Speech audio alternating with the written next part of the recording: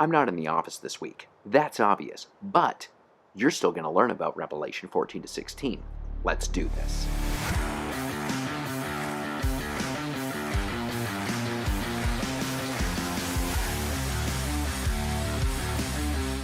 Hello everybody, it is Friday, June 3rd, and today is another 4-Minute Friday. I'm your companion, Adam Demore, and I will be with you for the next 4 minutes. Last week we talked about the Mark of the Beast. It was a longer video, and you guys deserve that kind of a longer video because of the content that was in there. But this week we're going to try to make it more of a normal 4-minute type Friday. I see you staring at me. We'll try. So Revelation 14 actually starts off with some pretty neat things. We hear about these 3 angels that come in and declare some messages. What are the messages?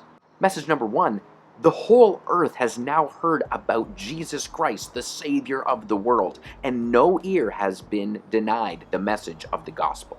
Number 2 is the downfall of Babylon themselves, and that's an interesting topic. We'll have to talk about it another week. Just note that Babylon is the earthly system of doing things, and it's coming to an end. Number 3, if you worship the beast or the Antichrist and receive his mark, you will not be saved. In other words, it can only mean one thing. It's the end of the world as we know it. See, God has waited through the human tribulation, that being the 7 seals, Satan's tribulation against those who serve him, that being the 7 trumpets, and now it's time for God's bowls of wrath to come and take all that are left, the truly wicked of humanity. Wait, bowls of wrath? What's that?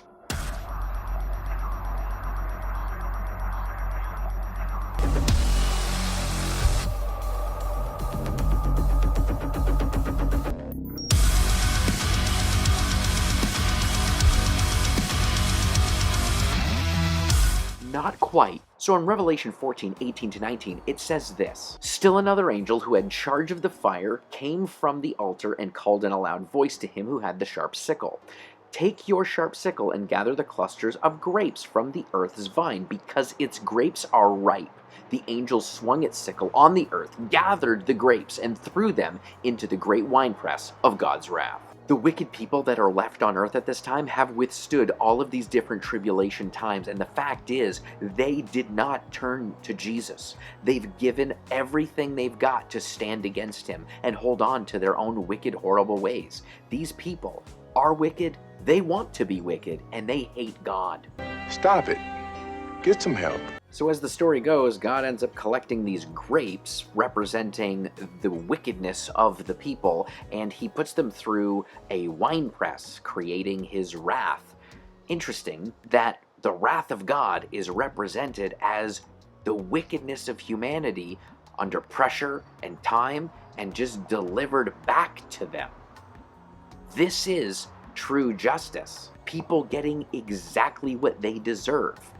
Nothing more, nothing less. So what are these bowls of wrath? Well, they follow the same formula as a lot of the other pieces of tribulation. That being, it happens to humanity, to the earth, and to the sky, and to the sea. Here, let's start with bowl number 1. Bowl number 1 is horrible sores. Bowls number 2 and 3 turn water into blood. Look! Look! There! Where he struck the river! He bleeds! The water turns to blood! Not just any blood. This is dead man's blood. Like, that's metal. Bowl number 4, the sun scorches the earth. And bowl number 5 is complete and utter darkness. See what I did there? Yeah, I guess you can't. Bowl number 6 is interesting. The Euphrates River dries up. If you recall, the 200 million soldiers that come from the east crossing the Euphrates River and attacking Israel, yeah, this is how they do that. That war is coming. The Battle of Armageddon. And bowl number 7 completes God's judgment. Jesus is renovating his new home.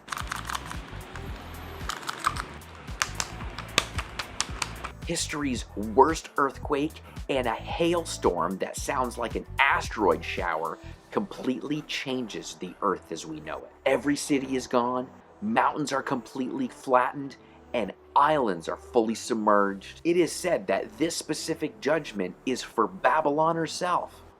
But who's Babylon?